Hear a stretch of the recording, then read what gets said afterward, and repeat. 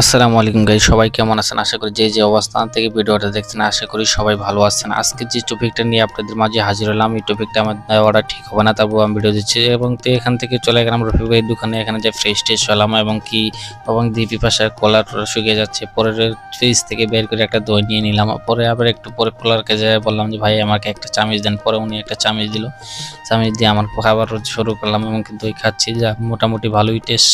মোটামুটি বিসমিল্লাহির রহমানির রহিম এবং খাওয়া শুরু করলাম এবং দেখি যে মোটামুটি না আলহামদুলিল্লাহ ভালোই টেস্ট আছে এবং দই খাওয়া শেষ করলাম। দেশকে শেষ করতে পানি খাওয়ার একটু প্রয়োজন, যেহেতু দইটি পুরোপুরি ক্লিয়ার জন্য পানি খাওয়া শুরু করলাম। মাশাআল্লাহ রফিক ভাইয়ের একটা জিনিস, রফিক ভাইয়ের দোকানের পানিটা অনেক টেস্ট, কারণ উনি নিজে ফিল্টার করে পানি তৈরি করে। এবং কি ভাই এখানে আসলাম বিল টিল দিয়ে পুরোপুরি ক্লিয়ার করে দিয়ে আমি আমার মতো করে টাকা নিয়ে চলে গেলাম, একদম বাইতুল মোকাররমের দিকে চলে যাচ্ছি। এবং কি এখানে ভাই বেড়াদারে অনেক সঙ্গে করলাম, একটু সামনে দেখি আবার একটু পিচ্ছি আমার সাথে অনেক কেয়ার কে ভাই করতেছে।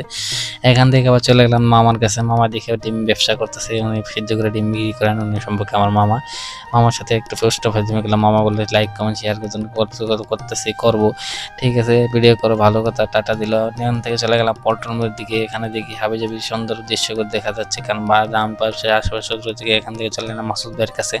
আর মাসুদ ভাইয়ের কাছে আজকে যে টপিকটা নিচ্ছি, যে আমি একটু আগে বললাম এই টপিকটা আমার বলা ঠিক না, তারপর আমি করলাম কি লিখে, আমি যেখানে যাই সব জায়গার ভিডিও আমি আপনাদের যত মোটামুটি করে শেয়ার করি। তো এই ভিডিওটা শেয়ার করলাম, শেয়ার না করে পারলাম না। এবং সেখান থেকে টিকিট নিলাম, টিকিট নিয়ে আমি আমার মতো করে চলে যাচ্ছি। একদম চিপা অন্ধকার, তো অনেক অন্ধকার ভিতর দিয়ে দোকানের দিকে আসলাম। এখন দেখি যে না, দোকানে মোটামুটি কাস্টমার। পরে শামীমকে দিলাম, শামীমকে দেওয়ার পর রাব্বি দেখি পাশ থেকে রাব্বি হাতে নিল, টাকা পয়সা সব কিছু বুঝিয়ে দিলাম আমার মতো করে। আমি রাব্বারে বললাম এই রাব্বি পাঠা, রাব্বির মালটাল সাজা।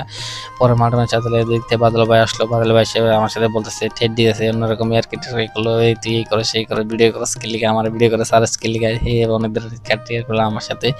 এদিকে আবার আমি দেখি ভাই পারাদানি নিয়ে আবার বললো হ্যাঁ খালি ভিডিও করেন, সবার সেলিব্রিটি বানান, আমার বানান না। আবার এদিকে আবার আমি আসলাম, আইসা দেখেন যে ফরাদ ভাই এখানে দিকে ভালো আয়োজন নিয়ে চলতেছে, আর খাওয়া দাওয়া করবে। পরে আমি গাড়ির ভিতরে যাই, বললাম দেখি আমি আমার না দিয়ে কে খা, আমি আবার কাট করলাম।